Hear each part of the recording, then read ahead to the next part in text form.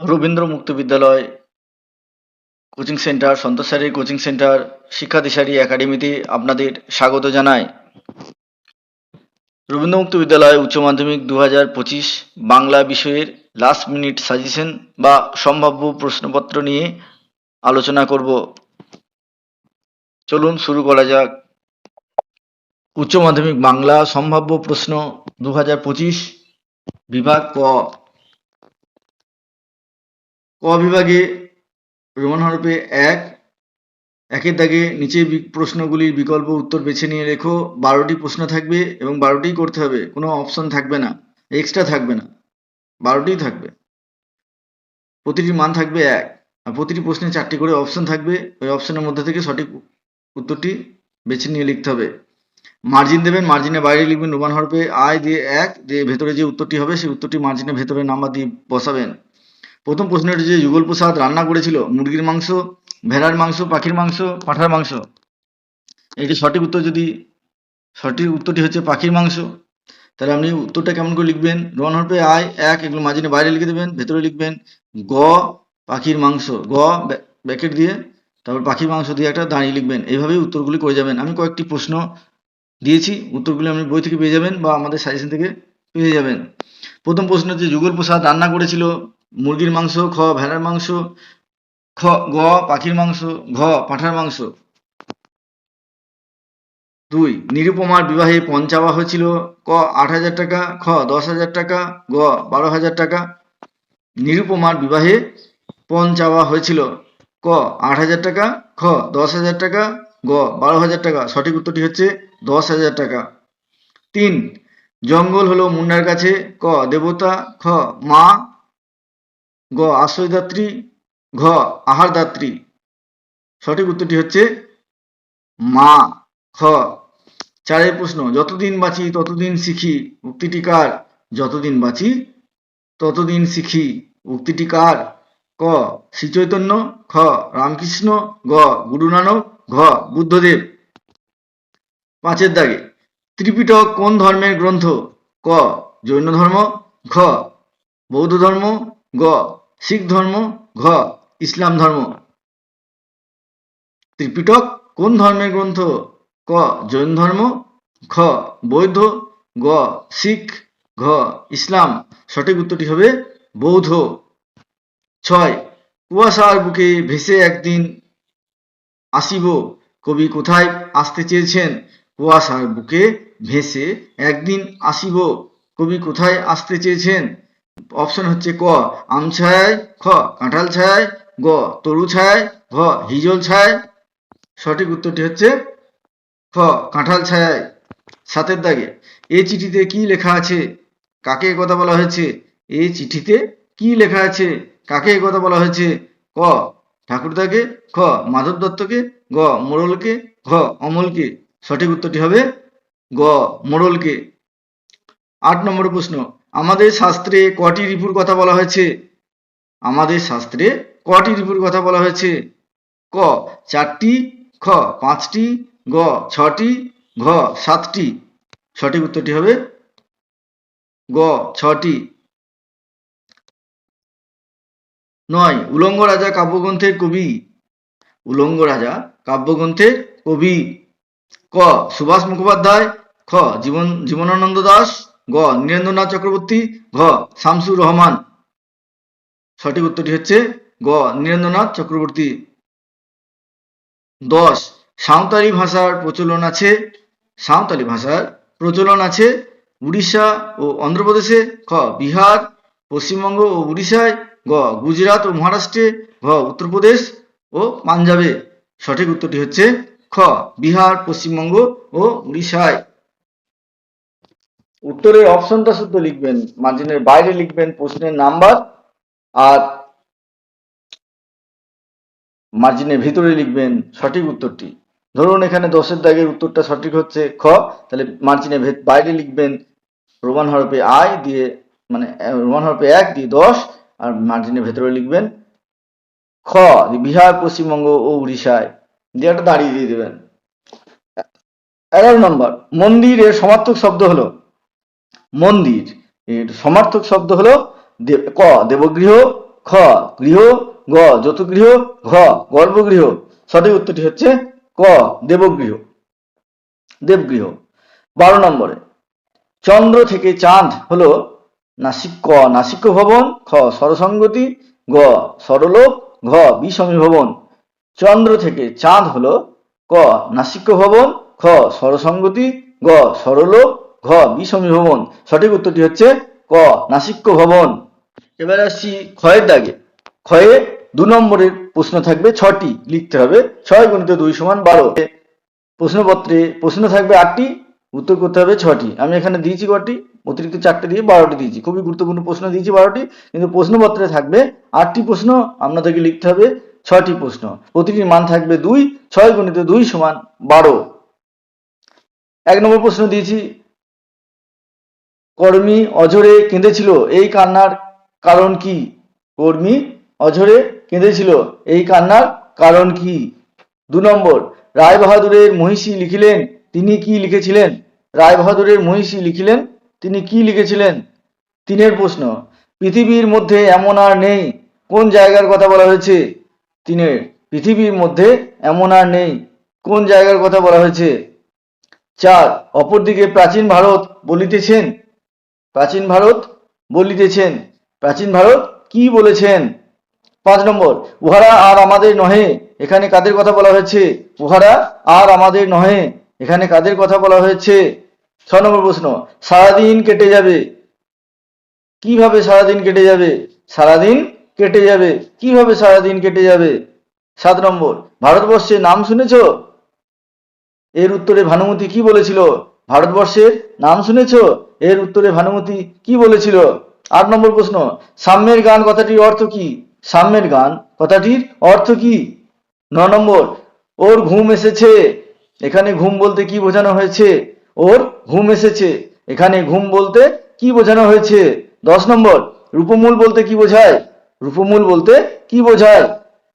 রূপমূল আর রূপিম একই শব্দ, রূপমূল বলতে কি বোঝায় বা রূপিম বলতে কি বোঝায়, বা রূপমূলের শ্রেণীবিভাগ করো, এগুলি আসতে পারে।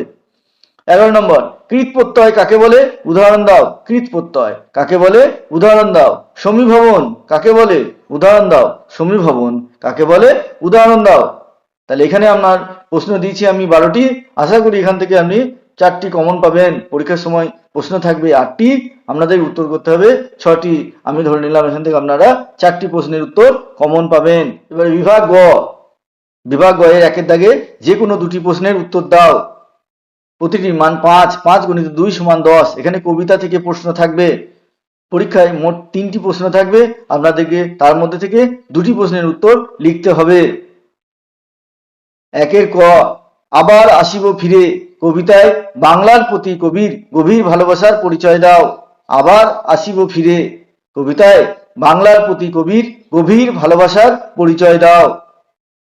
1 খ, অমলকান্তি রোদ্দুর হতে পারেনি, এই আক্ষেপের মধ্যে দিয়ে কবি কোন সত্যে পৌঁছাতে চেয়েছেন?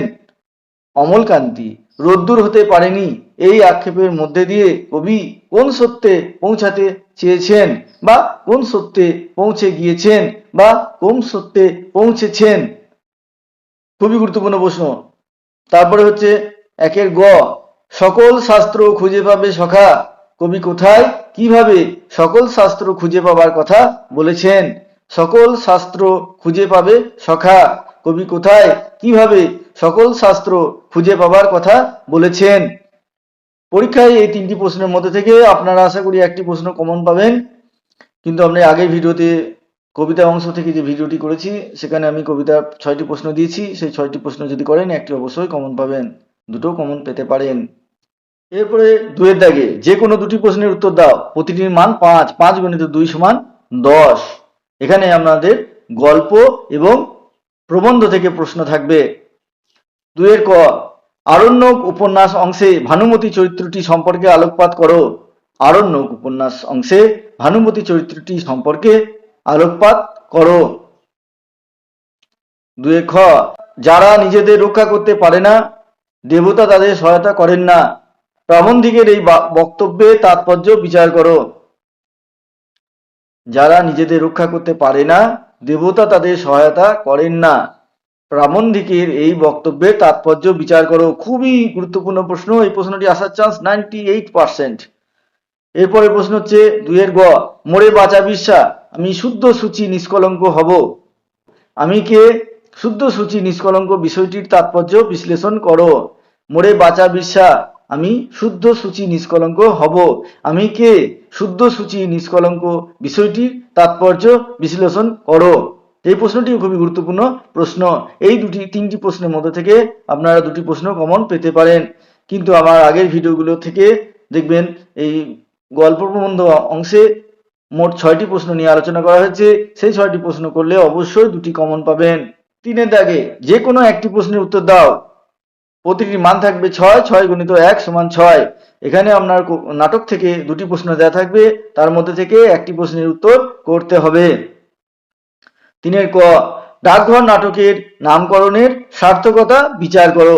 ডাকঘর নাটকের নামকরণের সার্থকতা বিচার করো। খুবই গুরুত্বপূর্ণ প্রশ্ন, এটি আসার চান্স 95%। 3 খ, অন্ন চায় প্রাণ চায় নাট্যাংশে একদিকে রয়েছে অন্নের জন্য হাহাকার, অন্যদিকে রয়েছে জৌলুসের চিত্র। এই দুটি বিপরীত চিত্র নাট্যাংশে কিভাবে এসেছে তা আলোচনা করো। অন্ন চায় প্রাণ চায় নাট্যাংশে একদিকে রয়েছে অন্নের জন্য হাহাকার, অন্যদিকে রয়েছে জৌলুসের চিত্র। এই দুটি বিপরীত চিত্র নাট্যাংশে কিভাবে এসেছে তা আলোচনা করো। এটিও খুবই গুরুত্বপূর্ণ প্রশ্ন। এবার আসি 4 দাগে, যে কোনো দুটি প্রশ্নের উত্তর দাও। পরীক্ষায় মূল প্রশ্নপত্রে 5টি প্রশ্ন থাকবে, সেখান থেকে আপনাদের দুটি প্রশ্নের উত্তর করতে হবে। আমি এখানে গুরুত্বপূর্ণ বিচার করে 8টি প্রশ্নকে দিয়েছি। এই 8টি থেকে আশা করি একটি প্রশ্ন কমন পাবেন, আর দুটোই কমন পেতে পারেন। দুটো কমন পাওয়ার জন্যই তো আমি তৈরি করেছি, তার সঙ্গে এটা মডেল প্রশ্ন হিসেবে তুলে ধরতে চাইছি। মক টেস্ট করছিলাম, সেই জন্য অতিরিক্ত প্রশ্ন এখানে সংযোজন করিনি, তাই কয়েকটি সিলেক্ট করা প্রশ্ন আছে। তাই এখান থেকে 100% দুটো কমন পাবেন এটা বলতে পারছি না, একটি পাবেন। 4 যে কোনো দুটি প্রশ্নের উত্তর দাও। 4 × 2 = 8। 4 নম্বরে দুটি প্রশ্ন থাকবে, তার মধ্যে 4 ক, চর্যাপদের তৎকালীন সমাজচিত্রের পরিচয় দাও। চর্যাপদের তৎকালীন সমাজচিত্রের পরিচয় দাও। এই প্রশ্নটি খুবই গুরুত্বপূর্ণ, আসার চান্স 95% প্লাস। 2 খ, 4 খ, ভোরের পাখি কাকে বলা হয় তার কবি প্রতিভার পরিচয় দাও। ভোরের পাখি কাকে বলা হয় তার কবি প্রতিভার পরিচয় দাও। এবারে আসি 5 দাগে, যে কোনো একটি প্রশ্নের উত্তর দাও। এগুলি ভাষার ইতিহাস থেকে আসবে, বাংলা ভাষার ইতিহাসে, যেখানে ভাষাবংশ ভাষা সম্বন্ধে আলোচনা করা হয়েছে, ওই চ্যাপ্টারগুলো থেকে প্রশ্নপত্রে দুটি প্রশ্ন থাকবে, তার মধ্যে থেকে যে কোনো একটি প্রশ্নের উত্তর করতে হবে। আমি এখানে 5 দাগের ক এবং খ দুটি প্রশ্ন তুলে ধরেছি। আর আগের ভিডিওতে আমি বাংলা ভাষার ইতিহাসে যে ভিডিওটা দিয়েছি, সেখানে 5 দাগের 3টি প্রশ্নের নিয়ে আলোচনা করেছি।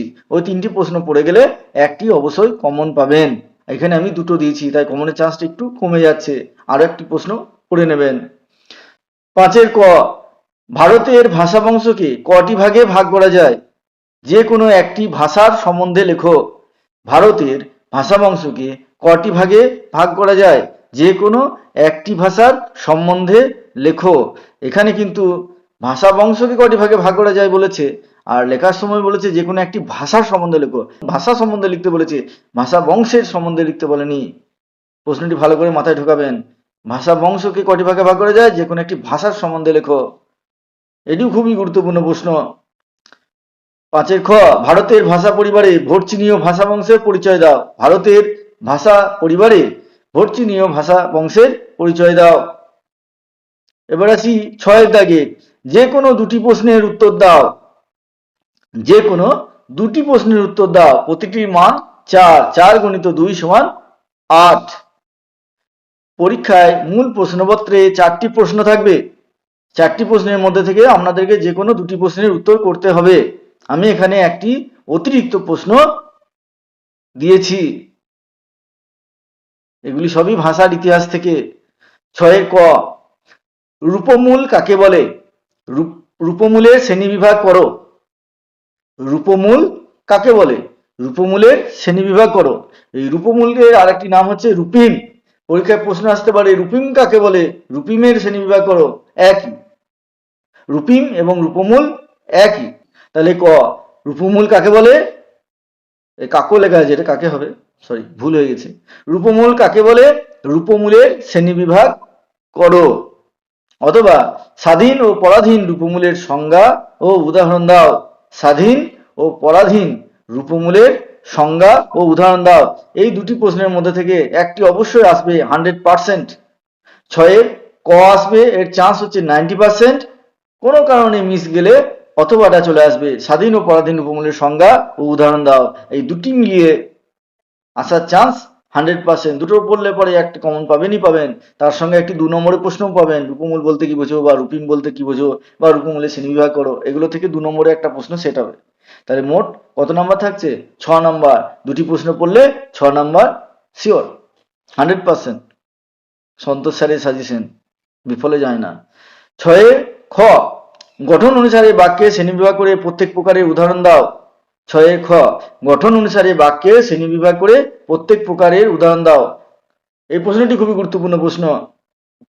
এরপরে প্রশ্ন হচ্ছে গ, অর্থ অনুসারে বাক্যে শ্রেণীবিভাগ করো, প্রত্যেকটির একটি করে উদাহরণ দাও। অর্থ অনুসারে বাক্য কয় ভাগ করা যায়, 5 ভাগে ভাগ করা যায়, সেইগুলো নিয়ে আলোচনা করতে হবে। এই খ আর গ, গঠন অনুসারে বাক্যে শ্রেণীবিভাগ, অর্থ অনুসারে বাক্যে শ্রেণীবিভাগ, এই দুটির মধ্যে একটি অবশ্যই আসবে। গঠন অনুসারে বাক্যে শ্রেণীবিভাগ করো, এটি আসার চান্স 80%, আর অর্থ অনুসারে বাক্যে শ্রেণীবিভাগের চান্স আছে, তাহলে দুটো মিলে একটা আসার চান্স 100%। এরপরে ঘ, ধ্বনি পরিবর্তনের 4টি কারণ আলোচনা করো। ধ্বনি পরিবর্তনের 4টি কারণ আলোচনা করে আসি। 7 দাগে, প্রদত্ত সূত্র অনুসরণে যে কোনো একটি বিষয়ে অবলম্বনে অনধিক 300 শব্দে প্রবন্ধ লেখো। 10 × 1 = 10। 10 নম্বর থাকবে একটি প্রবন্ধ রচনা লিখতে। 7 ক, পরিবেশ দূষণ ও তার প্রতিকার। খ দিয়েছি আমি বাংলার ঋতু বৈচিত্র্য, গ দিয়েছি বাংলার উৎসব, ঘ দিয়েছি বিশ্ব উষ্ণায়ন। তাহলে 1 নম্বর থাকছে পরিবেশ দূষণ ও তার প্রতিকার, 2 থাকছে বাংলার ঋতু বৈচিত্র্য, বাংলার উৎসব, বিশ্ব উষ্ণায়ন, 4টি এগুলিতে লিখতে হবে। আর অথবা থাকবে স্বামী বিবেকানন্দ, বেগম রোকেয়া, জীবনানন্দ দাশ, কাজী নজরুল ইসলাম।